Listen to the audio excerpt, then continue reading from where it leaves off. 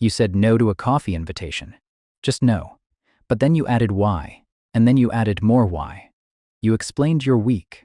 You explained why your week was like that.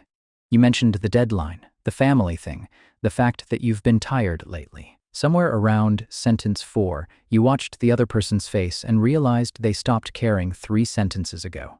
But you couldn't stop. You weren't being polite. You weren't being thorough.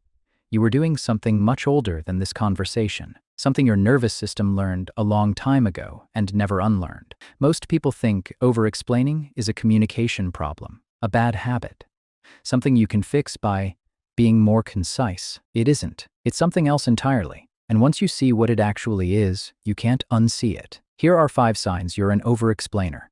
Before the signs, the science. A neuroscientist named Porges spent decades studying how the human nervous system reads social situations. He found something most people don't realize. Your body is constantly scanning every conversation for threat.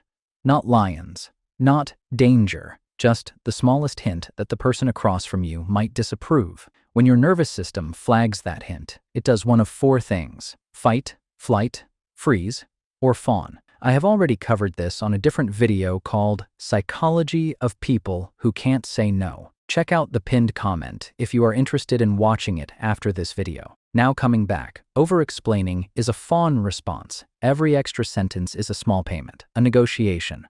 A way of saying, please don't be upset with me without ever using those words. You're not talking too much. You're managing safety in real time. Now watch how it shows up. Sign 1. You justify every no. Someone invites you somewhere. You can't go. Simple. But you don't say, I can't go. You say, I can't go because? And then comes the paragraph. The work thing, the other thing, the reason behind the other thing. Watch yourself the next time you decline anything. Notice how unsafe it feels to let no sit there alone with no scaffolding around it. That's not politeness. Polite people say, no thank you, and the world keeps spinning. What you're doing is building a legal defense for a crime you didn't commit. The brain learned somewhere that no alone was dangerous, that someone, a parent, a teacher, a partner, needed a reason, needed to approve of the reason. So now every no comes preloaded with evidence in case it gets challenged. The challenge never comes. You built the defense anyway. Sign 2. Your emails have 7 sentences. You write the email. You reread it. You add a softener at the start. You add a justification in the middle. You add, let me know if this works, totally understand if not, no pressure either way at the end. You hit send.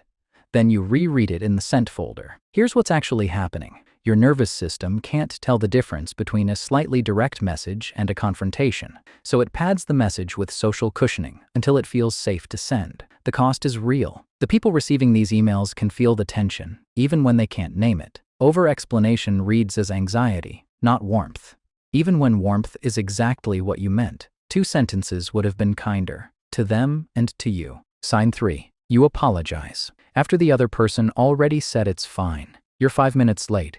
You walk in, you explain the traffic. They say, no worries. You explain the meeting that ran over. They say, really, it's fine. You explain the parking situation. They say, honestly, it's okay. You're still explaining. Your nervous system isn't getting the all-clear signal, but your body doesn't know that. It only knows what it learned, and what it learned is that you keep explaining until you see proof that the other person isn't upset. But the proof never feels like enough, because the threat was never on the outside. It was on the inside, and no amount of external reassurance can turn off an internal alarm. Sign 4. You explain things people didn't ask about. Someone asks what you did this weekend. You tell them. But then you explain why you did it. Why you chose that movie. Why you went to that restaurant. Why you didn't go to the other one. They didn't ask. They don't care. They were making conversation. Over-explainers preempt judgment that isn't coming. Your brain runs a background simulation. What if they think this is weird? What if they think I'm boring? What if they think I made the wrong choice? And then answers the question before it gets asked. The result is exhausting for both of you. You're managing an interrogation that exists only inside your own head. They're trying to figure out why a simple question turned into a TED Talk. You don't need a reason for what you did this weekend. You did it. That's enough. Sign 5. You replay conversations to check if you explained enough. This is the one that costs the most. The conversation ended hours ago. You're lying in bed. And you're going back through it. Did I explain that clearly? Did they understand why I said it that way? Should I send a follow-up message just to clarify? You weren't being misunderstood. You were being heard, but your nervous system never got confirmation that the explanation landed safely, so it keeps running the loop, looking for the missed sentence that would have made everything okay. There is no missed sentence. There never was. The replay isn't memory, it's surveillance. Your brain treating an ordinary conversation like a security tape, scanning it for the moment something went wrong, even when nothing did. This is where over-explaining stops being about other people and starts being about how exhausting it is to live inside a mind that won't accept "it was fine" as an answer. If you saw yourself in these signs, hear this clearly. You are not weak. You are not scattered. You are not socially broken. You are someone whose nervous system learned, probably very young, that being misunderstood was unsafe. So it built a system to make sure it would never happen again. That system worked. It kept you safe. It is also exhausting you. The work isn't to explain less. The work is to notice the exact moment your body decides that one more sentence will keep you safe, and to let that sentence go unsaid just once and watch what happens. Nothing happens. That's the whole therapy. Over time, your body learns that no is a complete sentence, that you were already enough at sentence 1.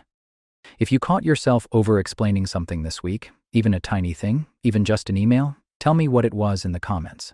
Not the explanation, just the thing you felt you had to justify. I want to see how many of us are doing this. Also, if this video felt relatable in any way, subscribe. I'll see you in the next one.